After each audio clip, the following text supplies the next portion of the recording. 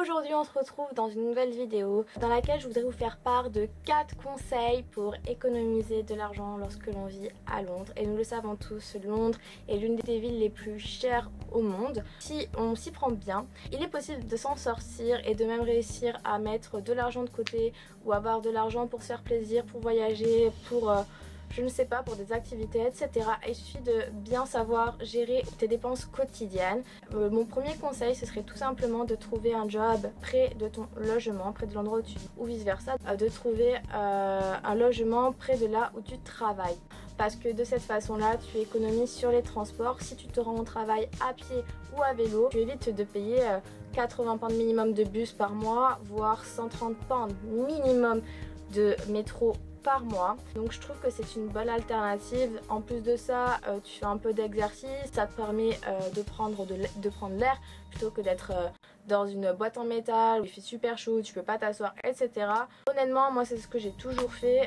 Depuis que je vis à Londres, j'ai toujours habité plus ou moins à côté de mon lieu de travail et ça m'a permis déjà de faire pas mal d'économies au niveau des transports. Mon deuxième conseil, c'est de faire attention où est-ce que tu fais tes courses. À Londres, tu as énormément de supermarchés, on va dire divisés en 3 différentes catégories. Tu as les magasins un peu discount genre Lidl, ensuite tu as les magasins genre Sainsbury, Tesco, c'est un peu notre géant Casino, notre Carrefour à nous. Et puis tu as Marks & Spencer et Waitrose qui sont, c'est un peu des supermarchés de riches, enfin genre c'est accessible hein, je veux dire, mais pas pour faire tes courses là-bas tous les jours parce que les articles sont quand même un peu chers. Le truc c'est que pour moi on va dire que le supermarché de base genre Sainsbury je trouve quand même assez cher, surtout au niveau en fait des produits frais comme la viande et les fruits et légumes. Donc pour tout ce qui est produits genre pâtes, etc., produits secs, ça me dérange pas de faire mes courses là-bas. Par contre pour tout ce qui est produits frais, je préfère aller directement au marché. Par exemple, au lieu d'acheter une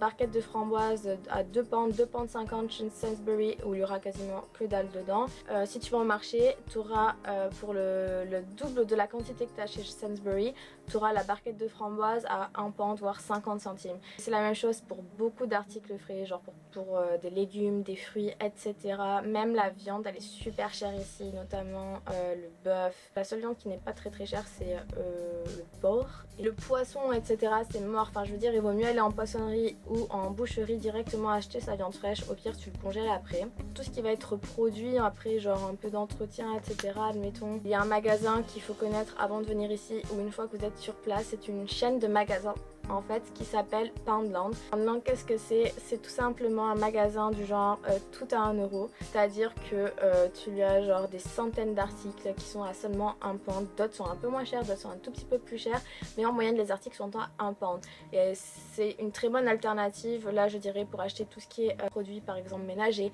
papier toilette, tout ce genre de conneries en fait dont on a tout le temps besoin finalement, qu'on doit tout le temps renouveler. Admettons genre un pack de 6 rouleaux de PQ voire 4 rouleaux de PQ genre en grande surface, ça peut coûter genre entre 2 et 4 pounds. Tu vas à Poundland, t'as un pack de 6, il a 1 pound quoi. Donc voilà, sur ça tu peux économiser pas mal d'argent également. Mon troisième conseil, ce sera au niveau des forfaits téléphoniques. Alors je ne connais pas le tarif du forfait le moins cher ici en Angleterre, mais des personnes que je connais, ces personnes-là payent en moyenne entre 20 et 40 pounds, voire 50 pounds de forfait téléphonique ici. Alors est-ce qu'elles se font intuber ou pas? Je ne sais pas. Toujours est-il que c'est les forfaits téléphoniques les plus courants dont j'ai entendu parler ici.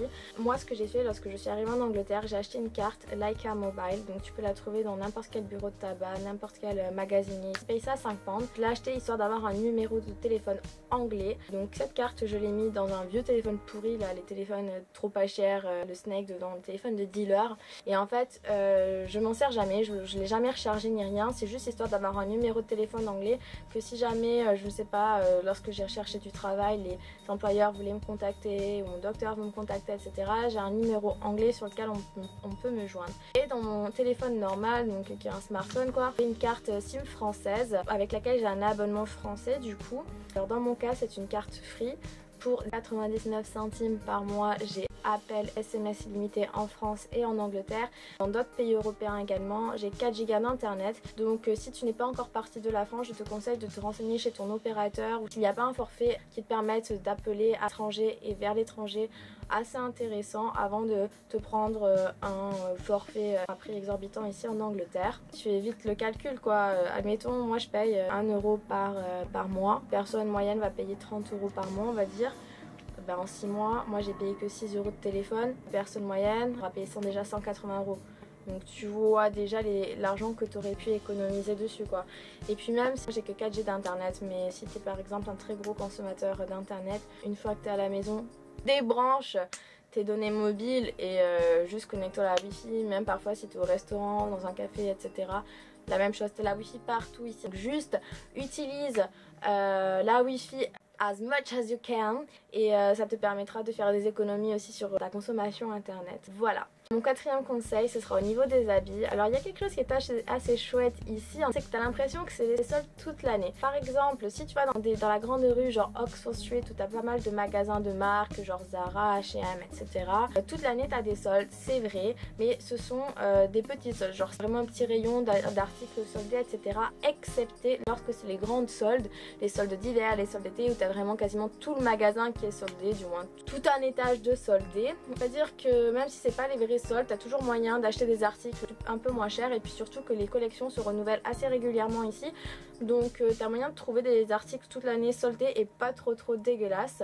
Cependant, si tu te balades dans des quartiers touristiques tels que Camden Town, alors là tu te balades là-bas. Toute l'année c'est les soldes moins 70%, moins 90%. Tu vois, si tu passes devant les vitrines, c'est tout le temps les mêmes soldes.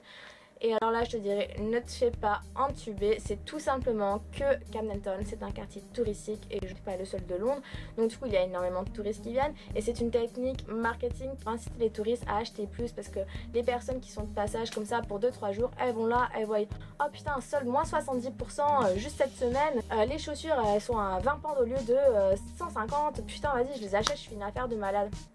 Pas du tout, comme ça toute l'année. Cependant ce qu'il faut faire dans ces quartiers, tu peux quand même essayer de faire des affaires en marchandant. Par exemple, la première semaine où je suis arrivée ici, il y avait un pull qui me faisait de l'œil et j'ai juste demandé le prix au vendeur par curiosité. Il m'a dit qu'il coûtait 20 pounds, j'ai dit merci et puis je commence à partir. Et en fait il me retient et fait écoute s'il te plaît tant que ça, moi je te le fais à 15. Et là je commence à lui expliquer que j'ai pas d'argent sur moi, j'avais littéralement 7 pounds sur moi, que je pouvais pas lâcher ceci cela, mais vraiment en toute honnêteté quoi. Au final on discute etc. Et il s'avère qu'à la fin le mec me l'a fait pour 7 pounds. Et du coup ben là je l'ai pris quoi, le pull quand même il est passé de 20 à 7 pounds, ben vas-y sans souci quoi.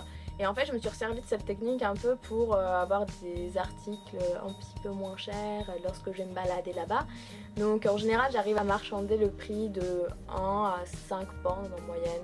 Donc c'est toujours des petits sous d'économiser tu vois. Je vous conseille de trouver votre propre technique de négociation lorsque vous vous retrouvez dans des quartiers touristiques tels que ces derniers. Dernier conseil pour les magasins, c'est qu'il y a énormément de friperies. Et les friperies ici sont super cool parce que les articles changent assez régulièrement. T'as vraiment de tout, t'as des vieux articles évidemment, et puis aussi t'as des articles qui sont neufs. Alors une copine à moi m'a raconté qu'apparemment un magasin de marque, lorsqu'ils ont beaucoup d'invendus, qu'ils n'arrivent vraiment pas à revendre etc., soit ils donnent, soit ils vendent, je sais plus trop, au friperie à prix réduit. Du coup les friperies les revendent, mais parfois ils ont encore l'étiquette, donc c'est vraiment des articles tout neufs. J'ai déjà acheté une paire de bottines genre un peu genre en style cuir, talons hauts, de chez Mango, donc je sais pas trop quels sont les prix chez Mango, mais en tout cas moi cette paire j'ai eu à 7 pounds alors qu'elle est totalement neuve quoi. Je me suis acheté aussi le mois dernier une robe H&M à 6 euros, totalement neuve, la même chose alors que je l'ai vue en rayon pendant que je faisais les magasins la dernière fois, elle était à 20 euros.